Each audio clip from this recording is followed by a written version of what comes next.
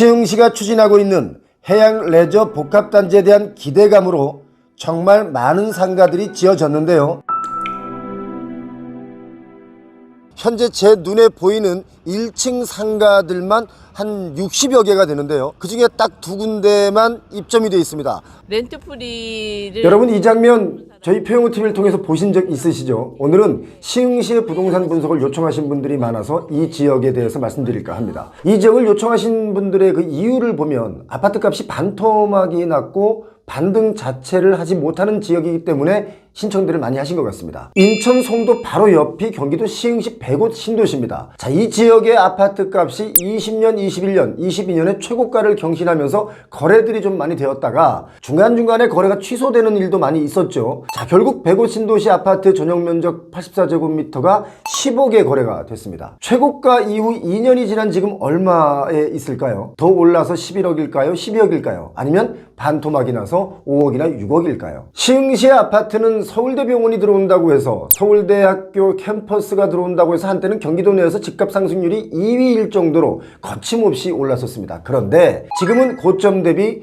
거의 반토막이 난 상태로 매매가가 형성되고 있는데, 사실상 시흥 백옷 지역은요, 경기 서남부 지역에서 입지가 좋은 편입니다. 다리 하나 건너면 바로 송도 신도시가 있죠. 직진하면 영종도 인천공항이 나옵니다. 그리고 또 바로 인근에는 시화공업단지가 있죠. 일자리와 직주 근접 차원에서는 아주 좋습니다. 그리고 수년 전부터 개발이 진행이 잘 되어서 새 아파트들도 많이 들어섰는데, 문제는 집값 폭등기에 다른 시도와 같이 올랐다가 하락기에는 더 큰 하락을 맞았고 회복기에는 회복이 거의 안 되고 있다 이거죠. 자, 거품이 완벽하게 빠지고 있는 상황이라고 보시면 되겠습니다. 신축 대단지들이 밀집해 있는 백옷 신도시는요, 2년 전까지만 해도 백옷 서울대학교 병원 착공에 대한 기대가 있어서 수요가 막 몰렸었습니다. 그런데 서울대병원 부지는 아직도 착공이 안 되고 있습니다. 시흥 백옷 SK뷰 바로 바다 옆에 붙어있는 아파트인데 전용 면적 84제곱미터가 지난 21년 6월에는요 최고가 9억 9,500만원, 거의 10억에 팔렸죠.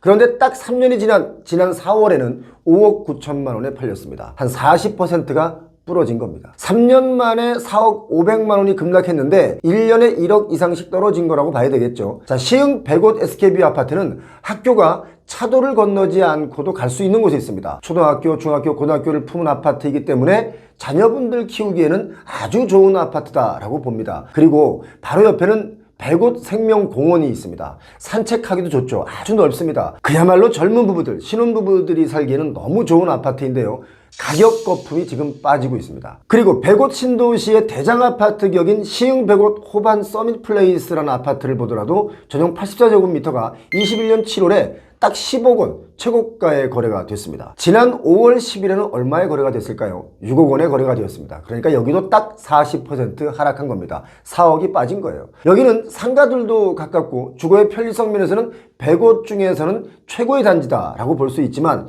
여기 역시 속수무책으로 하락 거래가 이루어지고 있고 가격은 좀 더 내려갈 것이 예측되고 있죠. 그리고 바로 옆 단지 C2 에어리어인데요, 시흥 백옷 C2 블록 호반 서밋 플레이스, 그러니까 2차라는 얘기예요. 여기에 전용 84제곱미터는 더 아래 가격인 5억선 아래 5억 7,800만원에 거래가 됐습니다. 백옷 신도시는 신축 아파트가 아주 많이 대규모로 입주를 하면서 서울대병원 얘기도 있었고요, 기업 연구센터 구축 등 이런 여러 가지 호재가 겹치면서 특히 21년에 시흥 집값을 여기서 다 끌어올렸습니다. 21년 아파트값 누적 상승률을 제가 체크해 보니까 평균적으로 이 지역이 37.26%를 기록해서 경기도 의왕시가 38.56%였는데 이것에 이어서 전국 집값 상승률 2위를 기록하기도 했던 곳이 바로 백옷 지역입니다. 자, 백옷 서울대병원 한 800병상 규모로 계획을 하고 있었는데, 그리고 서울대 시흥 캠퍼스도 유치한다고 하면서 가격 급등에 불을 지폈지만 지금은 가격 하락이 가속화되고 있다는 것이 중요합니다. 백옷 신도시에 들어서기로 했던 서울대병원 분원, 이게 지금 진행이 잘 되고 있을까요? 차일피일 미뤄진 지가 꽤 오래됐습니다. 아시는 분들은 좀 아시겠지만 서울대병원의 요즘 분위기는요, 기존에 한 500억 원 정도의 마이너스 통장을 썼는데 서울대병원 분원이 올해는 착공을 목표로 했었습니다. 그런데 과연 서울대병원 서울대병원 분원이 이 공사비를 조달할 수 있을지 이거 관건이지 않습니까? 그리고 시공을 맡기로 한 현대건설에서 서울대병원이 감당하기 힘든 그 설계안을 내놓거나 사업비를 제시할 경우 이게 시공계약이 무산될 가능성이 높지 않겠습니까?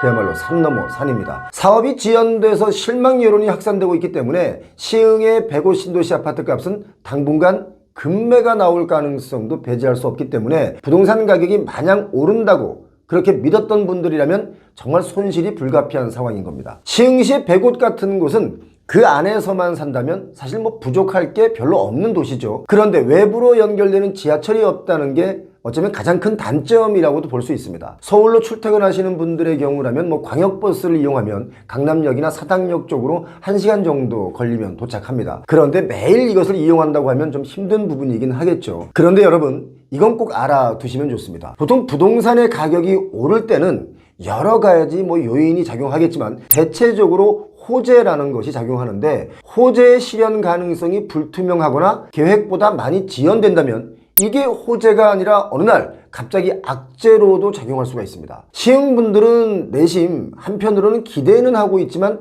반신반의하는 부분이 정말 서울대 들어오긴 합니까? 이런 얘기들을 많이 합니다. 서울대 들어온다는 희망 고문을 한 10년째 받다 보니까 이제는 들어오든 말든 내 할 바 아니다 라는 분들도 계시는 거죠. 솔직히 말씀드려서 이 105 신도시는 건설사들이 서울대 캠퍼스 유치가 마치 당장 이루어질 사실인 양 호재로 사용하면서 분양에 성공한 것들이 많이 있습니다. 이때 많은 소비자분들은 서울대라는 단어 하나만 믿고 주택을 분양받고 매입도 했지만 정작 서울대 캠퍼스가 들어올 자리인 이 시흥 105 신도시 정중앙에 지도에 나와 있죠. 이 노른자 땅은 10년째 아무것도 없는 나대지 상태로 머물러 있는 것이 지금 현실입니다. 희망은 실망으로 변하고 아파트값은 고점 대비 반토막이 났고 수도권 신도시 중에서 지하철역 하나 없는 몇 안 되는 신도시에 다시 희망의 바람이 불어올 호재는 무엇이 있을까요? 105 신도시 아파트값이 거품이 빠지자 실수요자는 오히려 좀 더 몰린 듯 보입니다. 23년도에 거래량을 보니까 22년 거품이 많이 끼어 있을 때보다 거래량은 2배가 늘어났죠. 그런데 지금 24년은